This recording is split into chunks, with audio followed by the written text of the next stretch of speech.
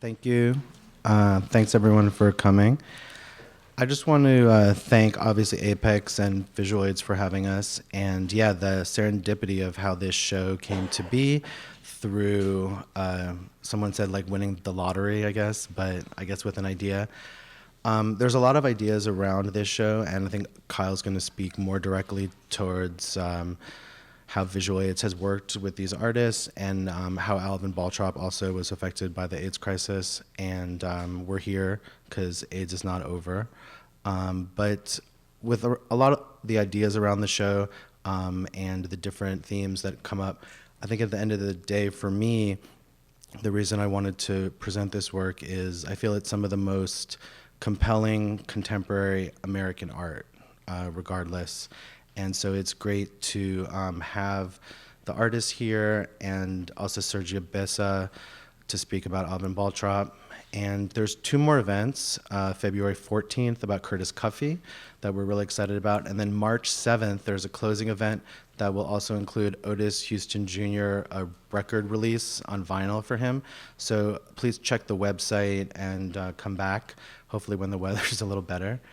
And without further ado, I want to hand it over to Kyle, who will introduce the artists and set up the videos for us to have a look. Thanks.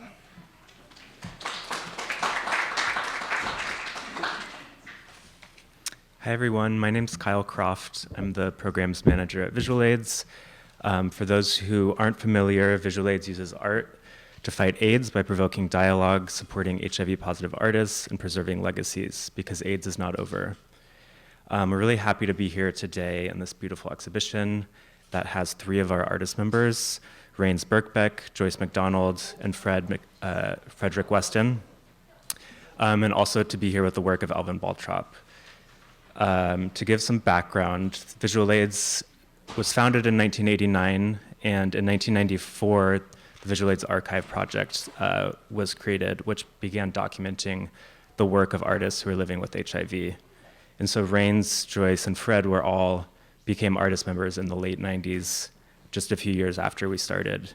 And it's been really amazing for me and also for the generations of staff that came before me to be able to work with them throughout their careers. We've photographed their artwork, given them grants for art supplies, connected them to exhibition opportunities and publication opportunities. So it's exciting to see them all here again in this context. I also wanted to quickly speak to the work that we do in supporting artist legacies. We provide a similar set of resources for estates and friends and family of artists who've been lost to the epidemic. And while Alvin Baltrop was known to be living with HIV, I think Sergio can maybe speak a little bit to the work that goes into uplifting a legacy and artist estate and how that kind of intersects with the issues that are come up today. So the way it's going to work is we're going to screen short videos relating to each of the artists, and then each artist will come up and speak for a few minutes, and then we should have some time for questions at the end. And I'll just let people come up one by one without jumping up here. Their full bios are in the handout on your paper. And just to quickly explain what some of the videos are, the Alvin Baltrop clip is from an unfinished documentary by Randall Wilcox. It's an interview with Baltrop. The Raynes' video is from a forthcoming documentary that's being made about him and his work. And then we have a poem from Joyce that's paired with some images of her artwork. And then finally, the video for Fred is from 2002 from another Visual Aids program that we did at the Neuberger Museum in observance of World AIDS Day and Day Without Art. And it's a multimedia slideshow called Blue Bathroom Blues, where Fred reads poetry with a slide projection of his work and live music. So we'll just get started. Hello. First, I don't have anything prepared. I'm just gonna ad-lib on what I know about Alvin. But first I want to thank Sam for inviting me here today, and Esther and Kyle. I also want to say that it's very sweet to be here at Apex, because this was where I had my first show in New York in I can't remember the year. I think it was 99 or 2000. And so this room here, this space feels very familiar. And I'm always so appreciative of all the opportunities that Steve Rand opened to me and to a lot of people in New York. So Baltrop, I'm just going to tell the story about how Baltrop came to the Bronx Museum, or my sort of getting to know Baltrop. I met Randall Wilcox through a good friend, Todd Roulette, who used to direct a gallery in Harlem on 135th Street called Gallery M. And it might have been in 2002, 2003, or maybe a little bit later. I can't remember. So Randall was just a young artist, and I knew he knew other artists. But at that time, I don't remember hearing about Baltrop. But this was very much at the time when Randall met Baltrop. And Baltrop was living close to 2nd Avenue, I believe on 4th Street, one of those streets. He, around that time, or previous to that time, he worked as a bouncer for the bar, which was basically a gay bar on 2nd Street. A lot of people here know that place. And as you can see from the video, Alvin was already feeling very sick, and he eventually died of cancer in 2004, making Randall the executor of his estate.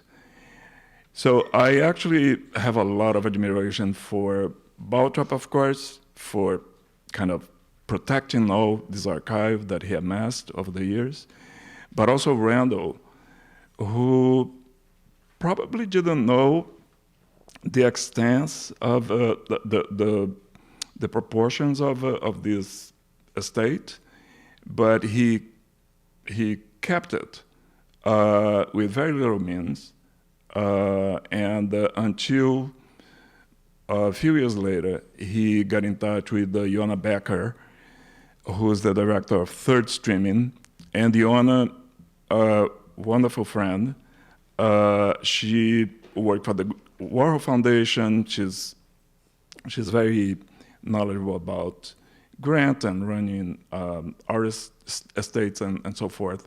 So she basically advised Randall on how to create the estate, and the two of them, they have been managing the trust since then. So in this interim, around 2008, there was that very famous article by Douglas Crimp that came out in Art Forum.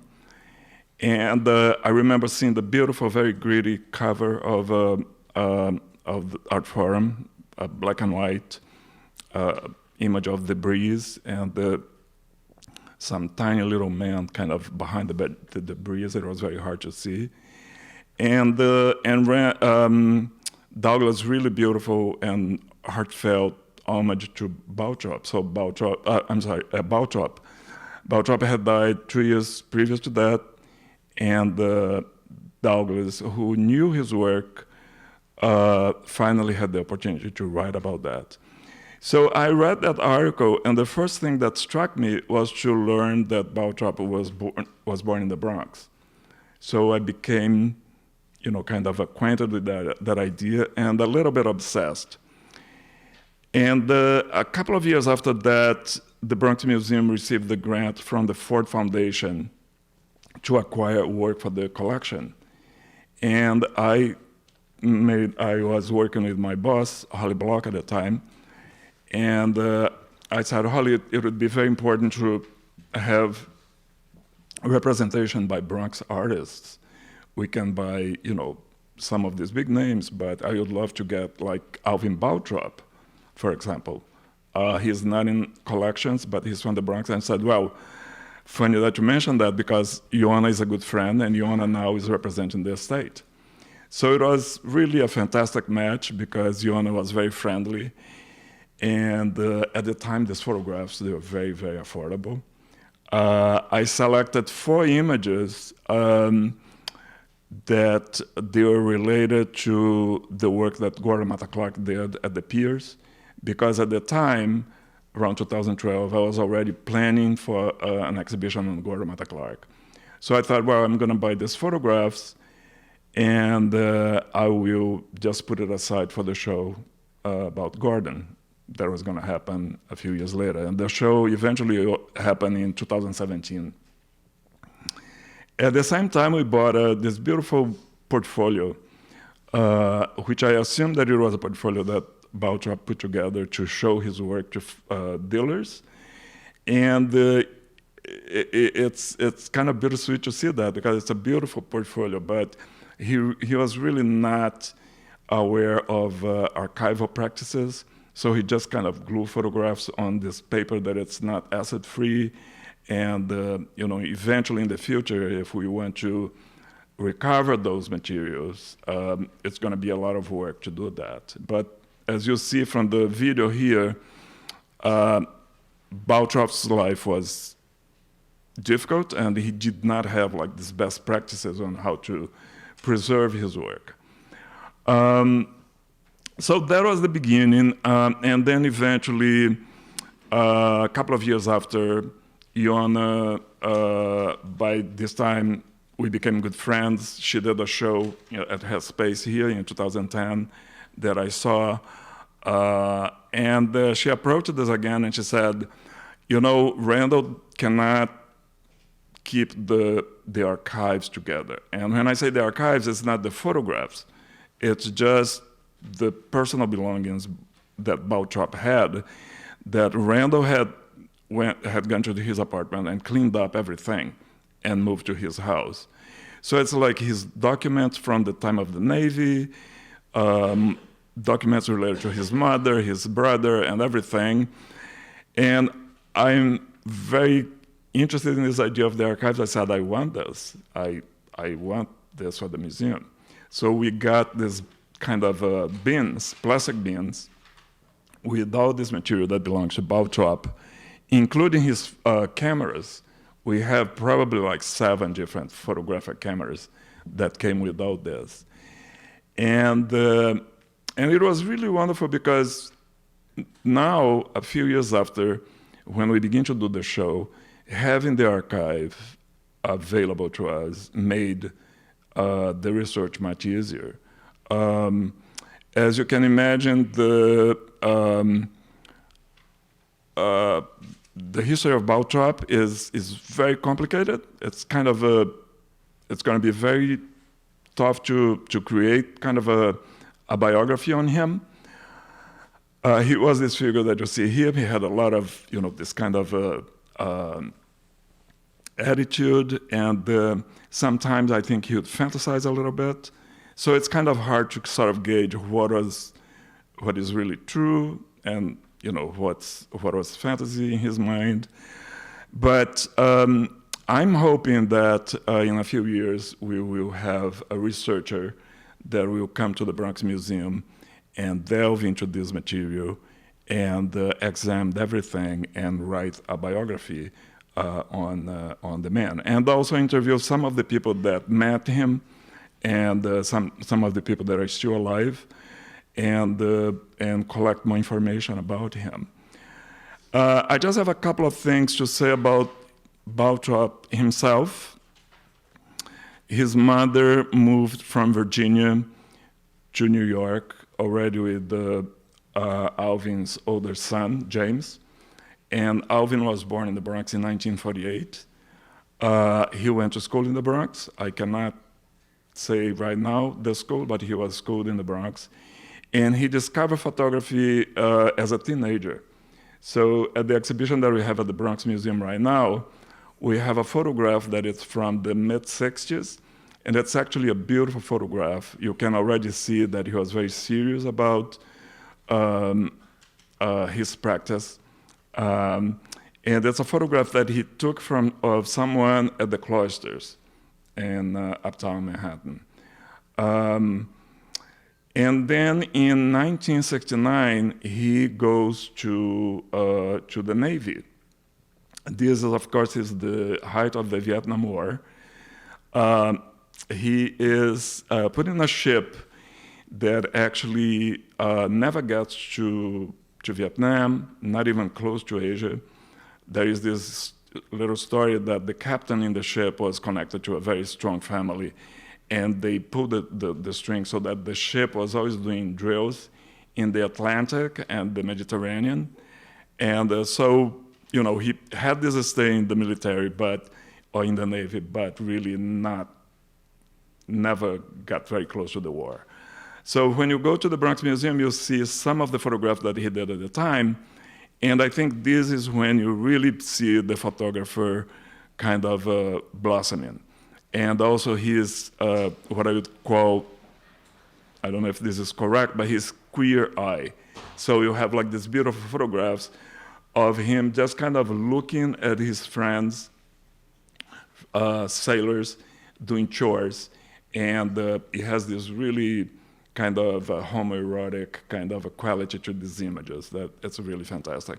And then the rest of the story of Baltrop is, everybody knows. He comes back to New York in 1973. On the GI Bill, he goes to the School of Visual Arts. I think he stays there for just 1 year, and that is the time when he discovered the activities in the piers. And he begins to photograph the piers around 1974, 1975. At the time, he's supporting himself as a cab driver, and the work that he begins to do at the piers takes so much of his time that he decides to quit the cab, buy a van, so that he can manage it his own time and go to the pier in the time that he wants. So anyways, there are many, many stories. I don't have any minute left, but hopefully at the end we can have some dialogue and we can share some more ideas. Thank you very much. Ladies and gentlemen, I'm Ray Birkbeck. My apologies if I seem kind of sluggish getting up. However, can everybody hear me? Yes. All right. I figured that was good the way they did the documentary. But now I'm going to do some reading here. I'll try to look like I'm not reading, but I'm probably going to fail at that. You know, we get old and our eyes not as good as we used to, and neither is anything else. Okay. Here goes nothing. I'm Raynes E. Birkbeck. The middle name is Eugene, of course. I was born in February 2nd, 1956. My mother was Dorothy Jean, you know, because she was from the South. I have family from Arkansas, from Ohio, and from others, you know, from North Carolina even, because my Birkbeck family comes from there. Okay, so it's Dorothy J. Birkbeck. Then my father was Raynes Edgerton Birkbeck. And my grandfather, on my mother's side, was Robert Nathaniel Allison, while my grandmother on my mother's side would be Myrtle. We often call her Myrtle Cherry. I called her Peaches. Because I had she was a very sweet person.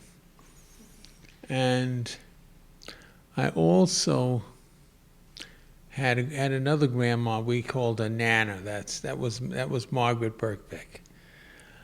She had a sister. She had a daughter, Elizabeth. I called her Aunt Elizabeth, and was married to her husband Paul, who was a minister. So she was a minister's wife. And then there's George, Uncle George. That's my father's brother. His last name Donnelly, because a lot of us had things where where the women would sometimes have two or more, have a different mate because the first person either died or goes on his way. And so we had a lot of that in our families, where we had people often in the same mother, but not the same father. Or sometimes people with the same father, but not the same mother. Okay, let's get back to this now. Okay, I got past Aunt Elizabeth. I lived in Bronx, 1312 Cortona Avenue, and I also, and in 61, I moved to Queens, and lived there. You know, the schooling was rough because there had been some problems in the family eventually. And Daddy had to leave, you know, so he was out. Mom's was there, and my grandma was there.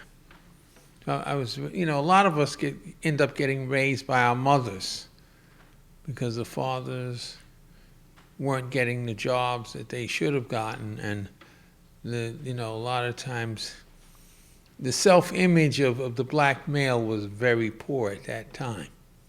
They didn't have, they have a lot of good role models now, but back then they didn't have them.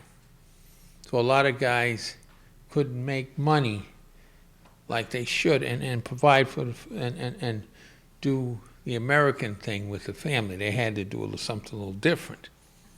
So they did the African American thing. All right. In any case, I'm gonna go away from this because this but I'm gonna stay with it. Okay. Anyhow, I stayed there until 1995, and it was hard. It was traumatic for me because I lived in that house. That's what I knew, and it was hard for me to move. It was easier later on because, once you get over the trauma of the first move, it's easier to move. But when you settle in someplace, guess what? You want to stay. So you acquire a lot of stuff. And at Christopher Street, I was able to start my art career. I did sculptures. One of them is still there, if the place is still there. Then there was some that I left at some place. I guess they saved those. I never found out about them, of course. And then from then on, from 98, I started with visual aids, and they photographed everything. They were faithful. I bring the stuff and they photograph it. And I stayed with them. While I was there, I also did some work for a gay men's health crisis with art, and did a lot of my work there. And that went on from the 90s to 2010 almost. Then after that, I went to housing work, and I couldn't focus on. I had to drop. At the time I was doing the gay men's health crisis, I also was doing SAGE. So SAGE would have a show with 1 or 2 pieces every year. One day I showed everything that I had, but I showed there faithfully until I went to Housing Works, and I had to focus on that. And I did a lot of work in Housing Works. That's where Bad Billy image comes in, from Housing Works. I ran into this guy. I admired him, but it was a one-way thing. So I invented a hero and created him. And now the other Billies are based on, any other Billies were based on what I did with him. Naturally they're all heroes, all servicemen. Billy was, I don't know about the other Billy, but the Billy I have I picture him as a hefty, somewhat unusual United States Marine with all kinds of extraordinary powers. Because I'm into the idea that people will know how to move objects by just looking at them and do all kinds of weird things. So you know, a lot of that, it gets into my work. In any case, I showed I showed for a guy named Jim Penny, and there were like 6 or 7 shows that I did for him. And in various parts, you know, in the Brooklyn, the Bronx, the Brooklyn, Brooklyn, Manhattan, mostly. Then I showed a number of some very good places with GMHC. One of them was in Williamsburg. The last thing was what happened I had this small group. I should call them the Thompson Birkbeck group, because they purchased a lot of some of the earlier smaller works. Oops, and they did a lot of purchasing at the time. Now, I still have quite a few of those. I didn't get rid of all of them, but I have quite a few. So now I'm showing at Situations. I had 2 shows there. One in 2017, I was sharing with, there was a 2-man show. I was on one end, Jerry Marble Farm was on the other, and I brought in some of my sketches and painted sketches, and they made very good paintings as well. So, you know, you could call them either drawings or sketches, either drawings, or you could call them paintings. And then the idea was, why don't we see if we can get Ray to do canvases? So, of course, the canvas idea was very good. It was very novel, because now I don't have to worry about framing the work. It's already it's always in the environment where it's supposed to be. Once I get done with it, I just hang it up. Well, that's the beauty of having the canvases. The thing is, when I was doing artwork, I was working with the art group, so they would give you paper. And with paper, you have to frame. Or what you can do with paper, though, and with loose canvases, you can play it over the internet. And you could move a lot of stuff that way too. You know, but usually they would, you know, eventually they would canvas some of them, you know, they would frame some of them. But they really are good. You know, whether it's painting on paper, drawing on paper, or canvas. It's all very good. I recommend it, all of it. Now, before I get down, I want to thank you very much for having me. It's an honor being here. Sam, this is yours. Right here. Oh. Yeah, thank you. Okay.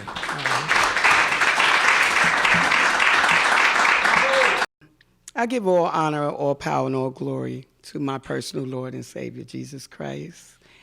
I praise the Lord for all he has done in my life.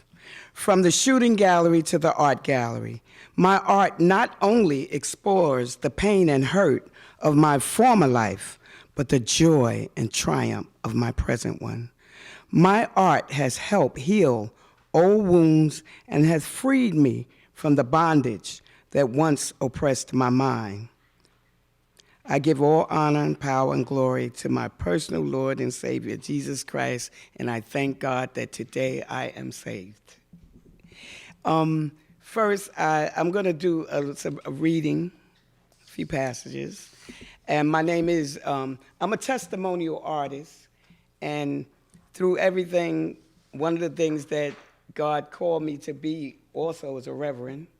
I used to be in the shooting galleries. That's where people, I was explaining to my sister out there, where they go and they exchange needles. They sit, talk, and share needles. And I'm a longtime survivor of HIV/AIDS. I was diagnosed with AIDS in 1997. I contracted HIV in 1985, and I am fearfully and wonderfully made. This is my Vavoom skirt. Anybody was at Vavoom? And really, I'm here today. I'm in mixed emotions, but I'm all celebrating. I'm celebrating that this opportunity, but I'm celebrating the blessing of still being here and being alive. I never thought I would live after 35.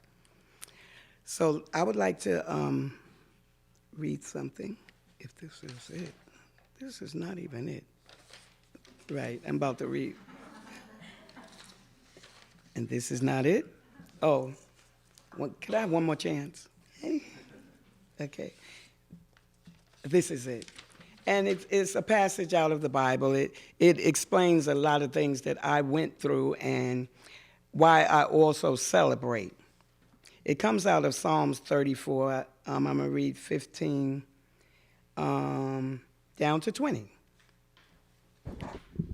The eyes of the Lord are on the righteous, and his ears are attentive to their cry.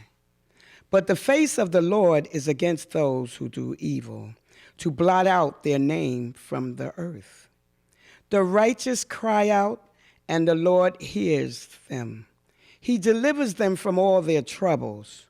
The Lord is close to the brokenhearted and saves those who are crushed in spirit. And I was truly crushed in spirit, as you can gather from the things that you heard and you saw in my art, which most of my art, every piece of my art basically tells a story. I was so crushed in spirit. I had given up on life. I was raised by a mother and dad from Decatur, Alabama, from down south. They were strong, but sometimes things happen that is against even everything that was planned for your life. And I just want to talk about the moment of transformation for me. I was standing on York Street in my neighborhood, downtown Brooklyn, Dumbo, you know that name, right? And I was standing there, and I was waiting for a drug dealer to come out the building. I had a $100 day habit. I had been using drugs for over 20 years. And I used to hear voices. I heard voices through the 25 years of all the things I went through. It would say, jump in front of the train, jump off the roof. I was chronically depressed. The doctors gave me lots and lots of Valiums, and I just never could get my life together. And I even added heroin and had an intravenous drug habit. But this particular day, it was a Sunday, and my mom, which you'll hear about, she's in some of the information here, she was in church praying. And it's amazing that this Apex is on Church Street. That was amazing to me. I saw some type of connection there. And my church that I attend is the Church of the Open Door. And now I stand on Church Street and I tell you about the church day. It was a Sunday. And Florence McDonald was at church with my daughters and my niece. And I couldn't wait till they go to church. The week before that, I had heard some type of service from outside, and they were saying Jesus. And I never could understand anyway, what does that mean, and how me saying certain things is going to change my life. I really didn't believe it. So I heard the voice, and it said, go to church. And I talked back to the voice. You know how you see people on the street, they be talking to somebody. I talked back to the voice. I said, I'm not going to church. I'm going to wait for this drug dealer, and I'm going to use these drugs. Needless to say, I went upstairs, and I did what I did. But the next thing I remember is like I blinked my eyes, and I was down at the corner.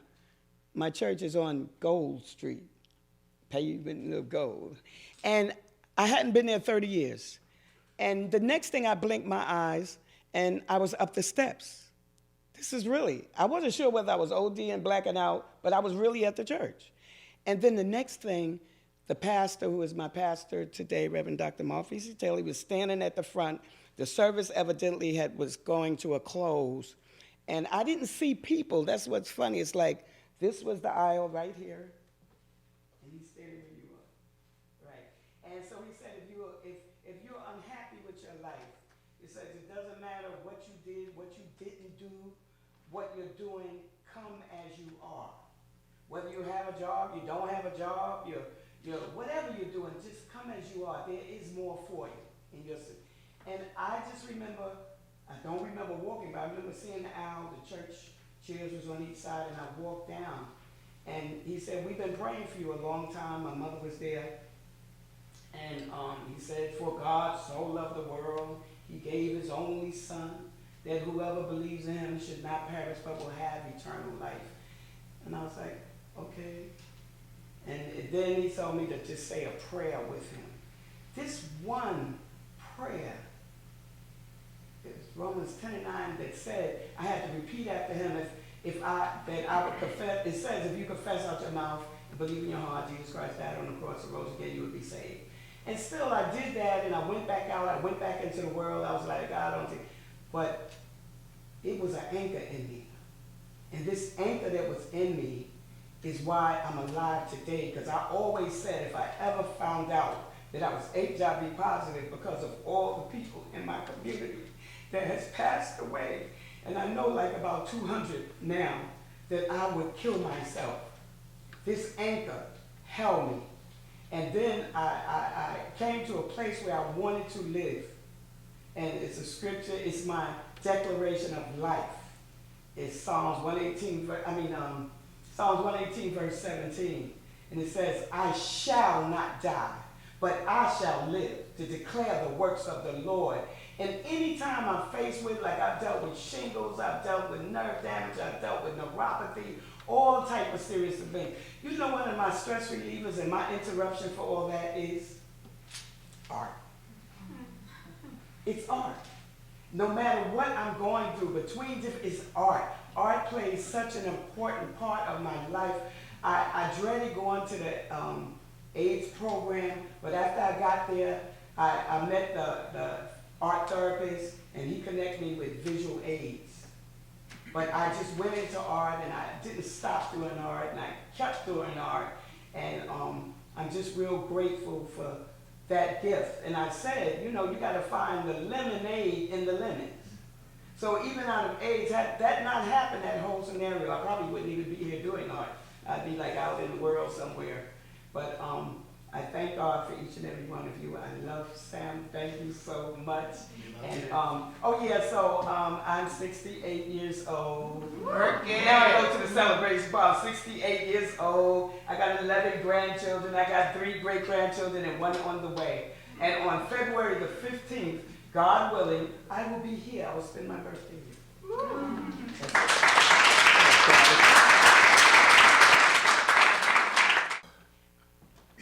It's funny, I haven't seen this version of it since they digitized it, and I can hear all my mistakes.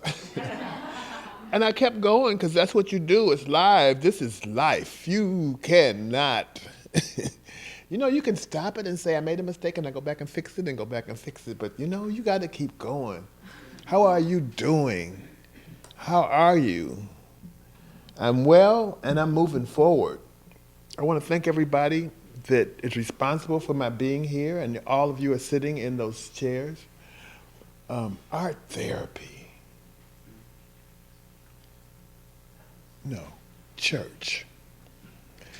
I was raised in the AME church. Actually, I was born in Memphis, Tennessee. I guess I am the migration. I was born in Memphis, Tennessee because my mother had me out of wedlock. My paternal grandmother said to my father, you say he ain't yours, but she say he is, and I believe her. So she took me in, and I was born in Memphis, Tennessee. As soon as my mother was able to, she took me back to Detroit, where she was born and raised. And I was raised in my grandparents' home, Fred and Emma. Names. My name is Frederick, after my mother, Frida, and my grandfather, Fred, and Eugene. My middle name is also Eugene, from my father, which means well-born. How about that? So Frederick Eugene means noble, well-born, peaceful ruler. So I've been busy ever since I was born trying to be about that. When you name somebody, you have to be careful what you name them, because you are labeled them for life. So I'm grateful for the name. And Weston is actually grandparents, my grandfather's name. He was from Panola, Alabama. My grandmother was from Dillon, South Carolina. I was raised in Detroit, Michigan during the Motown era when Detroit was hot and popping. And I'm grateful for that. I have a wonderful education in mixed race schools because I was bused, because that's what they did back then. But I was bused to a white school, which saved me from the black school, which saved me from myself. I thought I came to New York prepared for all that racism and sexism and ageism, but I wasn't. I had nervous breakdowns annually for several years and kept bouncing back and forth from Detroit. But finally, I'm like, everything that I want in Detroit is no longer in Detroit. It's all here in New York. I have to come to grips with that. My life is in New York. I've been here a lifetime. I've been here since the 70s. Thank you for that poem. Thank you for letting me see that, although I need my tissue now. I know it's running. What am I going to talk about? I wasn't going to talk at all. I was going to read some poems, but I just read poems. Oh, gosh. Some will read poems anyway.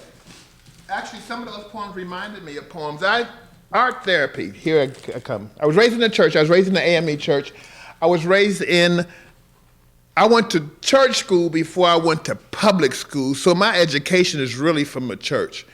African Methodist Episcopal is one of the first black churches in this country, and I think it was founded in Philadelphia, Pennsylvania.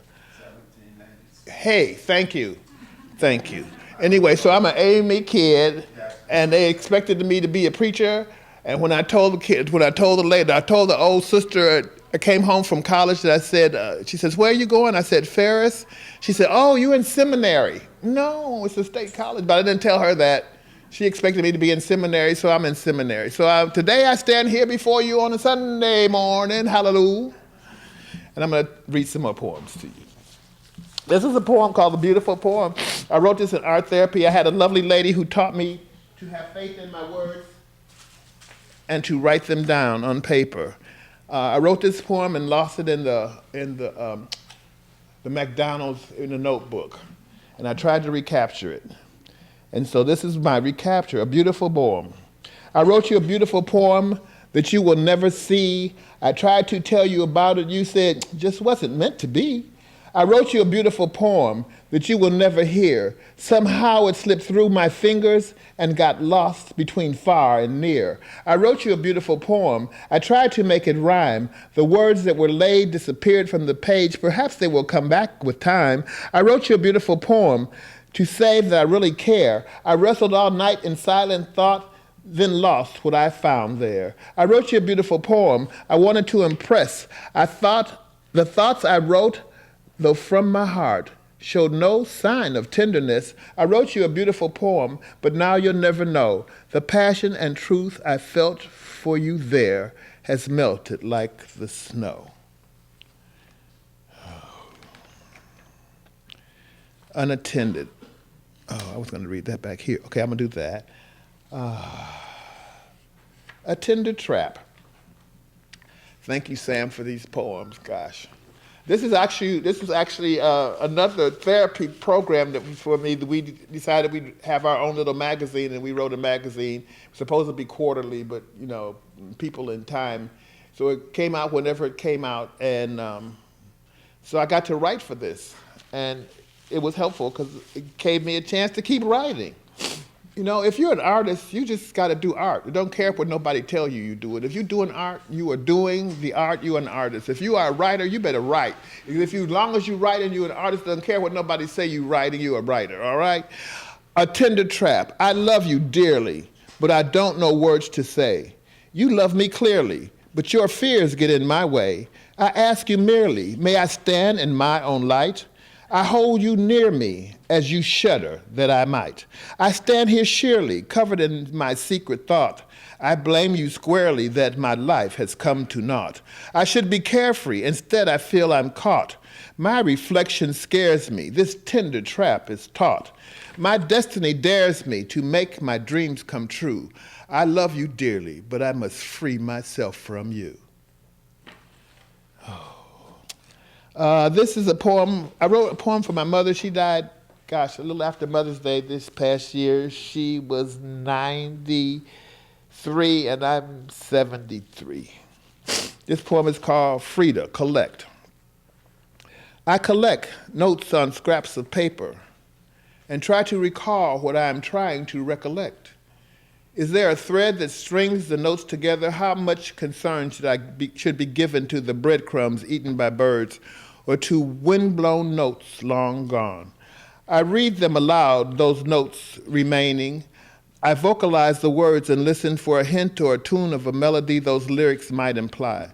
Is there a stream of consciousness, or is there even a stream? Will the notes take me back to where it all began? Will the words on paper take me anywhere at all? I whisper my words in Frida's ear, but these are not her words. These are my words, my notes, my breadcrumbs, and they don't seem to serve me, and they don't seem to serve her, and are all that remain of conversation. Frida, memory. Memory was never to be trusted. I couldn't imagine how it would be possible to remember anything, to remember everything, to remember anything. So I stopped trying to remember. The things I want to recall, I do not forget. The things that I need to recall, I must write down. I write notes in notebooks, in journals, on scraps of paper.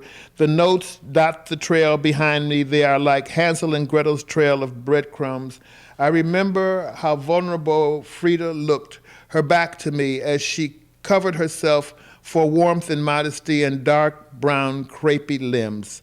So I stopped trying to forget the things I want to recall. I remember the things I need to recall.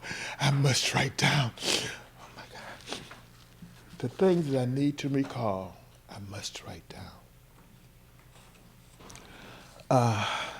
I think I should stop soon. I'm going to read this one. It's called Universalism. Let me put on my spectacles. You remember these?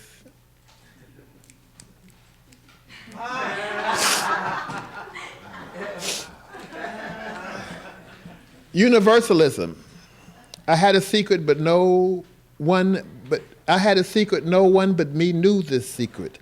In the beginning, it was so much a secret I kept it from myself. I know better now. I'm totally woke now. I have the awareness, and I am completely committed to myself. I am being selfish and I am being selfish and practicing radical self-love. This self-love is radical because it calls for total self-acceptance and extreme compassion for the one who is I. Here's what I have learned. The more I keep the focus on myself, the safer I become. The more I practice speaking from the I, the more certain I am of my safety. The more I identify and qualify myself, the more I feel connected to the universe. The more I am honest, open, and willing to share my experience, strength, and hope, the more universal my message becomes. When I keep a microscope on my internal matters, my qualification magnifies universal realities.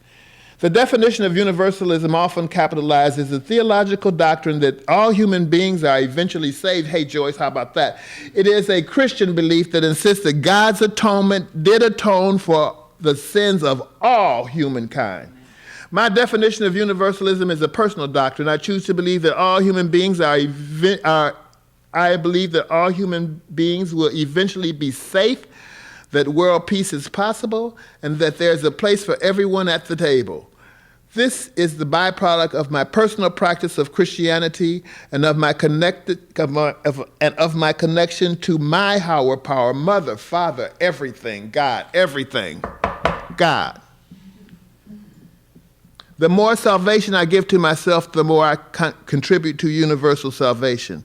The more I love and take care of myself, the more truth, beauty, and serenity I bring into the universe.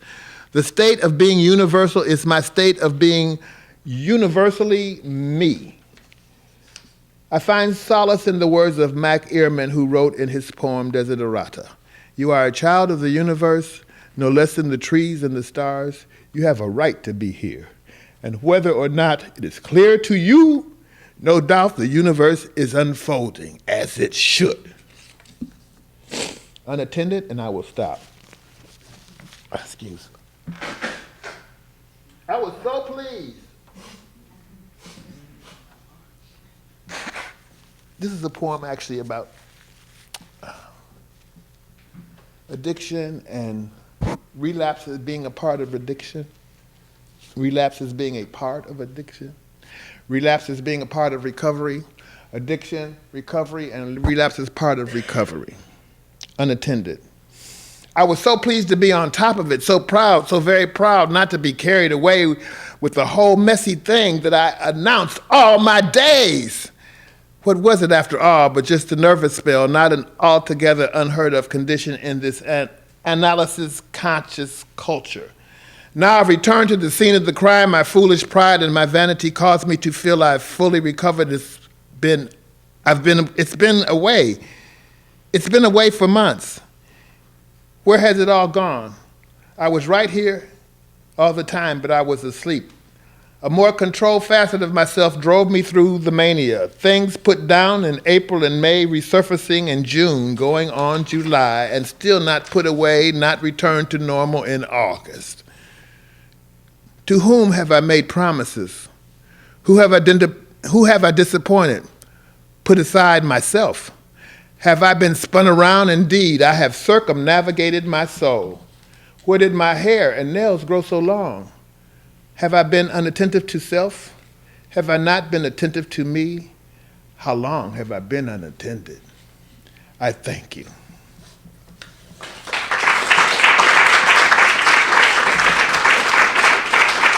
I can get my numbers?